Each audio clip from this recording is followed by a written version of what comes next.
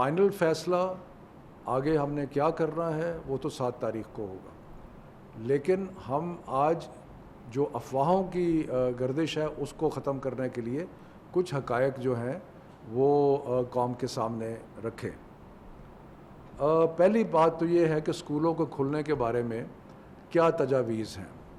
مختلف آراء آئیں اور اس میں سے ایک تجویز یہ آئی ہے کہ 15 تاریخ سے جو کلاسیں 9 سے اوپر ہیں، یعنی کہ 9ویں 10ویں کلاس، اس کے بعد انٹرمیڈیٹ 11ویں 12ویں اور یونیورسٹیز اور جتنے انسٹیٹیوشنز ہیں ہائر لرننگ کے، وہ سارے جو ہیں وہ کھول دیے جائیں۔ تو یہ ایک تجویز ہے کہ 15 تاریخ کو 9 اینڈ ابو جو ہیں ان کو کھول دیا جائے۔ اس کے بعد ایک ہفتے کے بعد حالات کا جائزہ لے کے 6ویں سے 8ویں کی کلاس جو ہے ان کو بھی کھول دیا جائے، اور اس کے بعد 30 ستمبر تک اگر حالات ٹھیک رہے اور اللہ تعالیٰ نے مہربانی کی تو 30 ستمبر کو پرائمری اسکول جو ہیں وہ بھی کھول دیے جائیں گے۔ یعنی کہ 15 دن کے عرصے میں ایک سٹیگرڈ انداز سے جو سکولز ہیں اور جو ہائر ایجوکیشن کے انسٹیٹیوشنز ہیں ان کو بدتریج جو ہے وہ کھولا جائے گا۔ یہ ایک تجویز ہے، اور اس تجویز پہ ڈسکشن ہوگی 7 تاریخ کو، اور اس پہ فائنل فیصلہ جو ہے وہ 7 تاریخ کو ہوگا۔ اس میں تو کوئی دو رائے ہو نہیں سکتی کہ صحت جو ہے بچوں کی وہ ہماری اولین ترجیح اور اولین پرائرٹی ہے۔ ہم کوئی بھی ایسا چانس نہیں لینا چاہتے جس سے بچوں کی صحت جو ہے اس پہ کوئی خدا نخواستہ اثر پڑے، لیکن حالات اچھے ہیں، اللہ تعالیٰ نے مہربانی کی ہے۔ انسیڈنٹس آف انفیکشن جو ہے وہ کم ہو گیا ہے، انسیڈنٹس آف مورٹیلٹی جو ہے وہ بھی کم ہو گیا ہے، اور پچھلے 6 ماہ میں بچوں کی تعلیم کو بہت حرج ہوا ہے۔ بہت سارے بچے جو تھے وہ جو چھوٹی کلاسوں میں خاص طور پہ تھے، ان کے لیے جو لرننگ لیولز ہیں وہ بہت زیادہ متاثر ہوئے۔ اس کے علاوہ بہت بڑا ایک امپیکٹ پرائیویٹ اسکولوں پہ بھی آیا، خاص طور پہ وہ پرائیویٹ اسکول کہ جو تھوڑی فیس لیتے تھے ان پہ بڑا ایک بوجھ پڑا ہے اور بڑا ایک مشکل حالات ہوئے ہیں۔ تو جب ہم انشاءاللہ کھولنے کا فیصلہ کر لیتے ہیں تو صحت کے جو SOPs ہیں اس کے بارے میں ڈاکٹر فیصل صاحب prime minister special assistant on health وہ آپ کو بتائیں گے، لیکن ایجوکیشن کے حساب سے ہم کوشش کریں گے کہ ہم یہ دیکھیں کہ پچھلے 6 ماہ میں جو تعلیم کو نقصان ہوا ہے اس کا جائزہ لینے کے لیے ہماری سفارش ہوگی، ہم اسلام آباد میں بھی کر رہے ہیں اور صوبوں سے بھی سفارش ہوگی کہ جب بچے اسکول میں واپس آئیں تو ان کی ٹیسٹ تھوڑا سا کریں کہ دیکھیں کہ کیا لرننگ لیولز میں کتنا فرق پڑا ہے، اور اس کے مطابق اپنے جو پروگرام ہیں وہ بنائیں۔ اور کیونکہ ایکڈیمک ایئر جو ہے وہ اب پہلے سے چھوٹا ہوا ہے تو اس چیز پہ بھی غور کیا جائے کہ کس طریقے سے جو کورس ورک ہے اس کو مناسب حد تک شارٹن کیا جا سکتا ہے، جس سے تعلیم کا بھی نقصان نہ ہو اور جس سے بچوں پہ بوجھ جو ہے وہ بھی زیادہ نہ پڑے۔ تو یہ لرننگ لاس اور اس کے مطابق کورس ورک جو ہے اس کے اوپر ہم ایڈوائز کریں گے اسکولوں کو، اور انشاءاللہ تعالی امید یہ ہے کہ اگلے سال تک اگر انشاءاللہ کووڈ کے اس بیماری کے حالات یہی رہے تو انشاءاللہ ہم سارے جو پرانا شیڈیول ہے اسکولوں کا، امتحانات کا، آہستہ آہستہ اس شیڈیول پہ آ جائیں گے۔ تو یہ مختصر میں عرض کرنا چاہتا تھا۔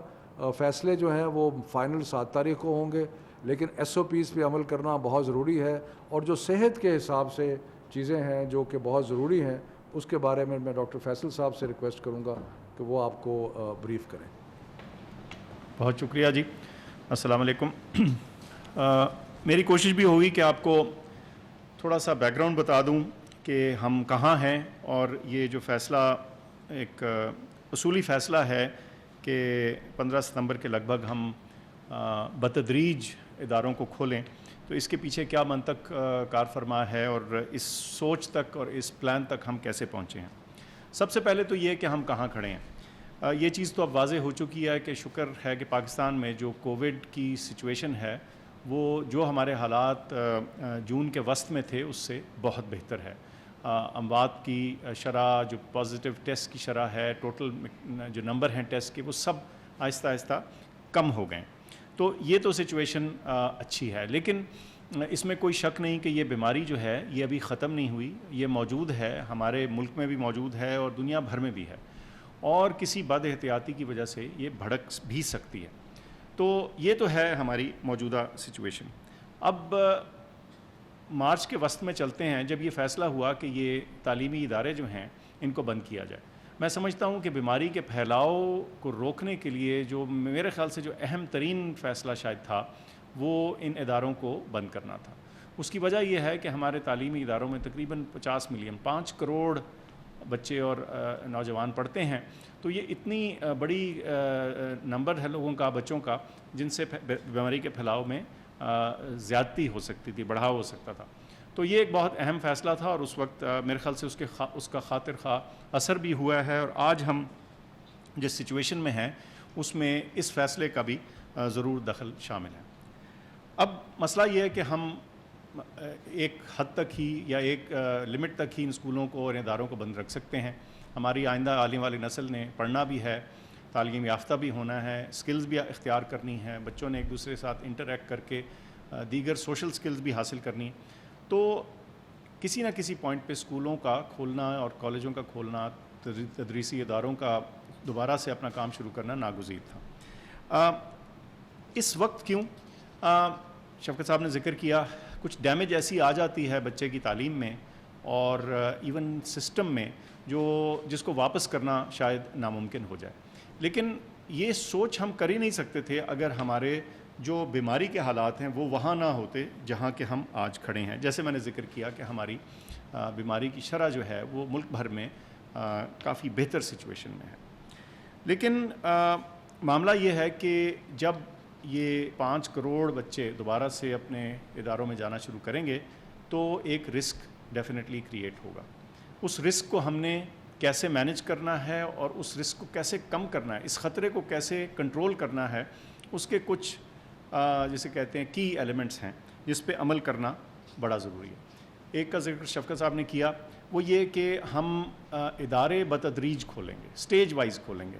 ایک عمر کے بچے ایک وقت پہ شروع ہوں گے، کچھ دن چھوڑ کے، اور پہلی اوپننگ کا اثر دیکھنے کے بعد پھر اگلی سٹیج پہ ایک مختلف ایج گروپ کے بچے، اور پھر آخر میں ایک اور عمر کے بچے، تاکہ یہ ایک بتدریج سٹیج وائز اوپننگ ہو اور ہر اوپننگ کا ہم اثر سائنسی طور پہ دیکھ سکیں اور اس پہ کچھ فیصلہ کرنے میں آسانی ہو سکے. دوسرا اہم جو پہلو ہے اس ساری چیز کو ممکن بنانے کا اور اس خطرے کو قابو میں رکھنے کا، وہ ہے کہ ہم نے کلاس سائز کو کم رکھنا ہے. اب کلاس سائز کو کم رکھنے کے مختلف طریقے ہیں. جن اسکولوں کے پاس فالتو کمرے ہیں وہ ان میں سیکشنز بنا سکتے ہیں، لیکن اکثر اسکولوں کو کچھ ایسی اسٹریٹجی اپنانی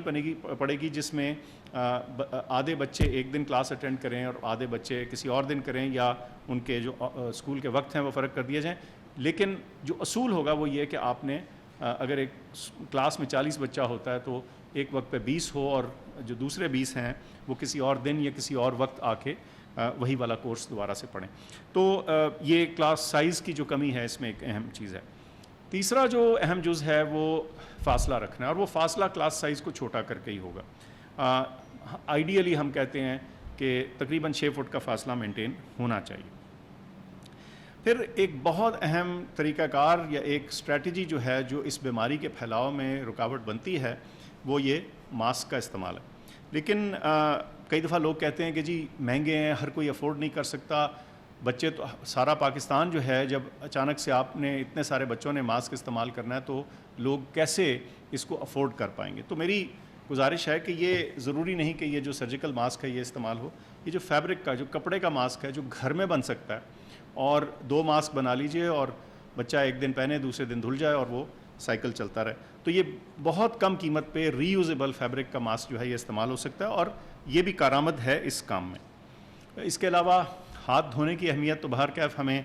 اپنے معاشرے میں ویسے ہی پتہ ہونی چاہیے، لیکن اس بیماری کے دوران صابن اور پانی سے ہاتھ دھونا اور یا سینیٹائزر کا استعمال،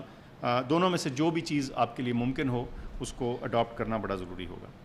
ایک ایلیمنٹ اس کھولنے میں، اس کو سیف بنانے میں اور اس کو ایک منطقی رخ دینے میں اس چیز کا ہے کہ جو ادارے کھلیں گے اس میں سے چند ہم چن کے جو ہے اس پہ سیریل سینٹینل ٹیسٹنگ کریں گے، یعنی ادارے چن کے ان میں ایک پروپورشن آف ٹیچرز اور بچے جو ہیں ان کو ہر 2 ہفتے کے بعد ٹیسٹ کیا جائے گا، یہ دیکھنے کے لیے کہ بیماری کا پھیلاؤ کس طرف کو جا رہا ہے اور خدا نخواستہ کوئی ہمیں اپنے فیصلے پہ نظر ثانی کرنے کی ضرورت تو نہیں۔ اچھا، یہ سارا کام صرف آپ کے اسکول یا آپ کا ملک یا آپ کا شہر یا صوبہ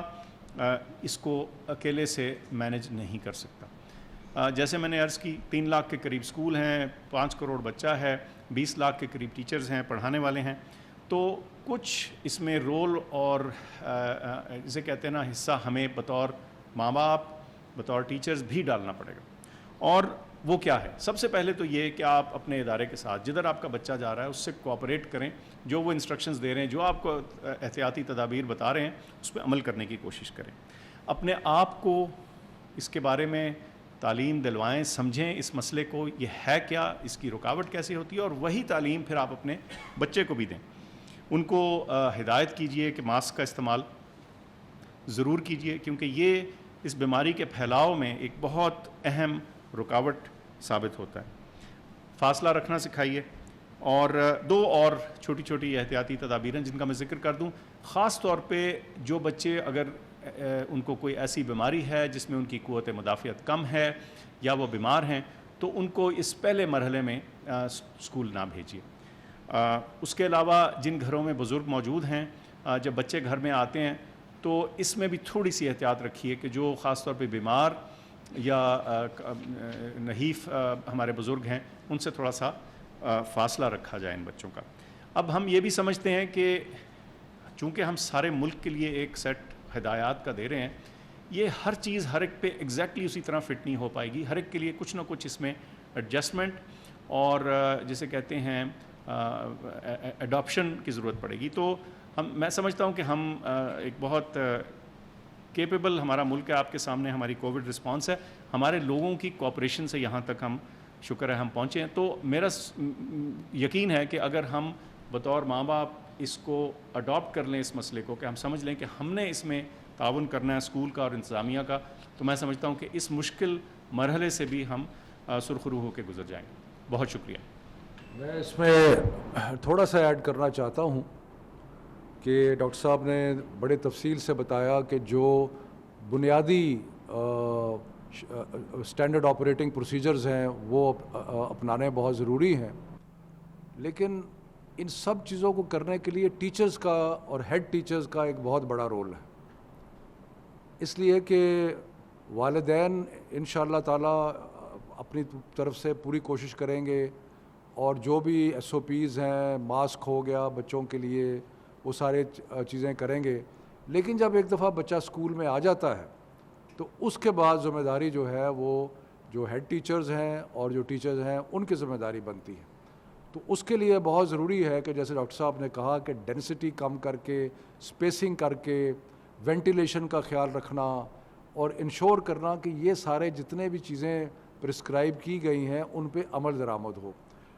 مشکل مرحلے ضرور ہوں گے کہ جس وقت بریک کا ٹائم ہوتا ہے بچوں کا آپس میں گھلنا ملنا، لیکن اس کی کوشش کی جائے کہ وہ بھی ایک آرگنائز طریقے سے ہو تاکہ اس میں بچوں کے لیے کوئی خطرہ نہ بنے۔ ڈاکٹر صاحب نے یہ بھی کہا کہ ہم ایکسٹینسو ٹیسٹنگ کریں گے تو اس سے انشاءاللہ تعالی ہمیں جو حالات ہوں گے اسکولوں کے اس کے بارے میں بھی آگاہی ہوتی رہے گی، اور